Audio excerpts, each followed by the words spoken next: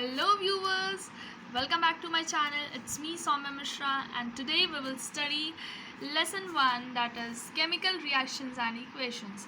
And this is the part 3 of the video, that is decomposition reaction.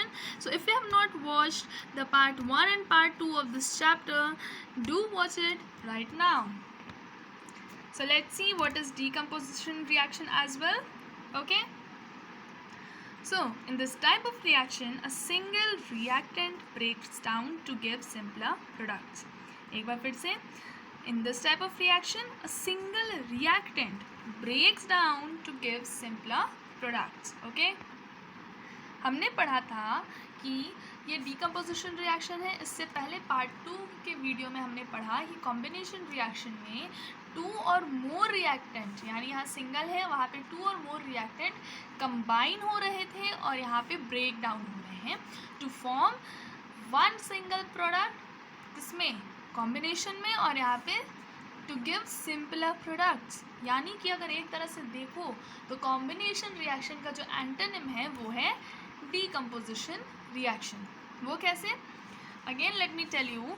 इसमें क्या होता है, इसमें सिंगल रिएक्टेंट है. The reactant here is single, right, जो कि ब्रेक होता है सिंपलर प्रोडक्ट्स में, यानी उसमें कई प्रोडक्ट्स होंगे. यानी यहाँ पे रिएक्टेंट ब्रेक हो रहा है, अपने आप को डिवाइड करता है to give simpler products, right. But if you will look it down, that means, wait just 1 minute, but when we were studying about combination reaction, उसमें एक सिंगल प्रोडक्ट था जो कि फॉर्म हो रहा था 2 और मोर रिएक्टेंट्स की मदद से, करेक्ट. सो हमने देखा कि कॉम्बिनेशन रिएक्शन का एंटोनिम है decomposition reaction. Getting my point or not? Any doubt, any confusion, do comment me in the comment section. Okay. आओ इसे एग्जाम्पल से समझते हैं. Let us understand this with an example. उससे आपको बेटर और अच्छी तरह से समझ में आएगा. That is, let us take ferrous sulphate. हमने यहाँ पे 2FeSO4 लिया. We heated it and we found that ferric oxide plus sodium sulphur और dioxide plus sulphur trioxide, right. कैसे पता चला? हमने क्या देखा यहाँ पे एक सिंगल कंपाउंड फेरस सल्फेट को जब हम लोग हीट करते हैं तो हमें 3 सिंपलर प्रोडक्ट्स मिलते हैं. वो क्या है? सबसे पहला होता है ferric oxide in the form of solid. फिर होता है हमारे पास sulphur dioxide in gases and sulphur trioxide in gases form, जो कि रिलीज हो जाता है, जो कि वेपराइज हो जाता है, राइट. तो हमने क्या देखा कि यहाँ सिंगल रिएक्टेंट था, जैसा कि हमने ऊपर भी बताया कि यहाँ पे आपको सिंगल रिएक्टेंट है जो सिंपलर प्रोडक्ट में कन्वर्ट होता है. तो अब आपको समझ में आ रहा होगा. देखो, अगर यही चीज़ ना इधर होती और ये चीज़ इधर होती, तो थोड़ा सा अच्छे से समझाते हैं. अगर ये, ठीक है, ये जो तुम्हारा कंबाइंड प्रोडक्ट है ये तुम्हारा इस साइड होता और ये जो तुम्हारा है ये तुम्हारा इस साइड होता, तब ये कॉम्बिनेशन रिएक्शन हो जाता. कैसे? यहाँ पे तुम्हारा कंबाइन होने लगता. तुम्हारा ferric oxide plus sulphur dioxide और सल्फर ट्राइऑक्साइड कंबाइन होकर फेरस सल्फेट बनता है ना. Sorry for the disturbance. Okay. अब उसके बाद देखो क्या है अनदर एग्जाम्पल. ये वाला एग्जाम्पल अपने पहले वीडियो पार्ट 2 में भी हमने बताया है ना. ये वाला एग्जाम्पल मुझे बताओ कमेंट सेक्शन में कि ये मैंने किस चीज़ को एक्सप्लेन करने के लिए बताया है. ओके. तो यहाँ पे देखो ये लाइमस्टोन है, दैट इज़ कैल्शियम कार्बोनेट. ये सॉलिड स्टेट में रहता है, इसको हम लोग हीट करते हैं तो you we found quicklime, that is calcium oxide plus carbon dioxide, correct. हमें यहाँ पे देखा कि यहाँ पे भी हमारे पास एक सिंगल प्रोडक्ट है, सिंगल रिएक्टेंट है, जिसे हमने सिंपलर प्रोडक्ट्स में ब्रेक कर दिया. Very good. अब इस वाले को ज़रा ध्यान से देखना, राइट. जो आपके सामने एक लिड नाइट्रेट का ये आपको दिख रहा है, इसको काफ़ी ध्यान से समझना. ओके. देखो, ये लिड नाइट्रेट है. इसको जब आप हीट करते हो, या तो पहले बात ये खुद ही इतना अच्छा कॉम्प्लेक्स कंपाउंड है, 2PbNO3 राइट. इसको जब आप हीट करते हो तो आपको क्या मिलता है? Lead oxide, nitrogen dioxide and oxygen. देखो, इतना सा ये कंपाउंड था, ठीक है, एक ही कंपाउंड था, एक ही रिएक्टेंट था और इतने उसके सिंपलर प्रोडक्ट्स हो गए. इसको आपने और सिंपल किया, राइट। अब यही चीज़ अगर हम इधर ला दें और इस वाले को इधर लेते जाए तो क्या बन जाएगा, कॉम्बिनेशन रिएक्शन। सही समझे अब आप, यानी अब आपको समझ में आ रहा है कि जब हम तोड़ते हैं, when we break down the things, it is nothing the less but called as decomposition reaction. But when we combine something, as the word suggests combining, we often use combination reaction. Getting my point or not? Very good. Let's move ahead. एक last देखो, 2AgCl in the present in the form of solid in the presence of sunlight becomes 2Ag plus Cl2. यानी कुछ नहीं, ये silver chloride है। जब आप इसको सनलाइट के सामने रखोगे तो ये ब्रेक होकर आपको सिल्वर में मिलेगा, ठीक है, सिर्फ सिल्वर रहेगा, क्लोरीन आपका गैस के फॉर्म में उड़ जाएगा। गेटिंग माई पॉइंट और नॉट? आई थिंक इतने एग्जाम्पल्स काफ़ी थे आपको अंडरस्टैंडिंग के लिए। अगर अब भी कोई डाउट होगा, do comment me in my comment section. Okay, ये देखो अब आप डीकम्पोजिशन रिएक्शन क्या है, इसमें हमने आपको बताया, इसका आपको मैंने डेफिनेशन दिया, इसका मैंने एग्जांपल्स भी दिया।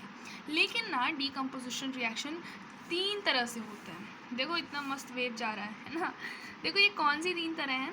पहली बात, डीकम्पोजिशन रिएक्शन के भी 3 टाइप्स हैं, आप ऐसा कह सकते हो, that is thermal decomposition reaction या फिर हीट। देखो ये हीट है नहीं, ये मैंने आपके अंडरस्टैंडिंग के लिए रखा क्योंकि थर्मल मतलब heat, right. Then second is electrolytic decomposition reaction, correct, and the third one is photolytic or light. इसे light भी कहते हैं, light decomposition reaction, या फिर इसे photolytic decomposition reaction भी कहते हैं। समझ में आई बात? Very good. अब देखो, यानी कि जो रिएक्शन हीट की मदद से होता है, कोई भी रिएक्शन जो ब्रेक डाउन हो रहा है with the help of heat, जो भी अभी हमने आपको पहले एग्जाम्पल्स दिए थे, राइट। ये देखो जैसे यहाँ पे हमने देखा ना, ये हमारा रिएक्शन था, ये हीट की मदद से है ना। ये देखो यहाँ पे हीट का हमने यूज़ किया, यानी यहाँ पे थर्मल डीकम्पोजिशन रिएक्शन हो रहा है। कौन सा रिएक्शन हो रहा है? थर्मल डीकम्पोजिशन रिएक्शन हो रहा है। ऐसे ही यहाँ पे भी हमने हीट का हेल्प लिया था, यहाँ पे भी हीट की हेल्प ली थी कि नहीं ली थी? देखो आपके सामने है, राइट। कैल्शियम कार्बोनेट को भी हीट से हमने ब्रेक डाउन किया था और लेड नाइट्रेट को भी। Similar the reaction in which the compounds are break down using electrolysis, है ना, यहाँ पे इलेक्ट्रोलिटिक होता है, इलेक्ट्रोलिटिक डिकम्पोजिशन रिएक्शन। बट जो रिएक्शन इलेक्ट्रोलिसिस के थ्रू होता है, जैसे इलेक्ट्रोलिसिस ऑफ वाटर, हम लोग उससे करंट पास कराते हैं। आप देख सकते हो जब वाटर को हम लोग ब्रेक डाउन करते हैं, बेचारा लिक्विड में रहता है, लेकिन ब्रेक डाउन के बाद थ्रू इलेक्ट्रोलिसिस वो गैसियस स्टेट में कन्वर्ट हो जाता है।